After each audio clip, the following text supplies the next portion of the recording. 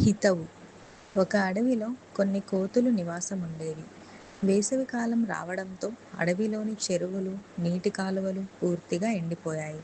ఒకరోజు కోతులకు విపరీతమైన దాహం వేసింది. నీటి కోసం వెతుకుతూ అవి అడవిని దాటాయి. అక్కడ ఇసుకలో నీటి అలల్లా ఎండమావులు మెరుస్తూ కనిపించాయి.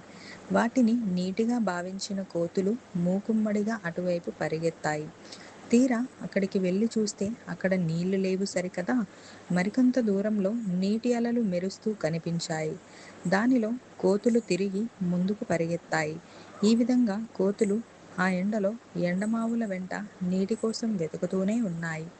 నీళ్లతో గొంతు తడుపుకోకపోతే నా ప్రాణం పోయేలా ఉంది, దీనంగా అంది ఒక కోతి. ఏం చేద్దాం, నీళ్లు కనబడుతున్నాయి కానీ చేతికి అందడం లేదు, అదేమి మాయో అంది మరొక కోతి. పొదలో ఒక కుందేలు నివాసం ఉంటోంది. ఆ కుందేలు జరిగినదంతా చూసింది.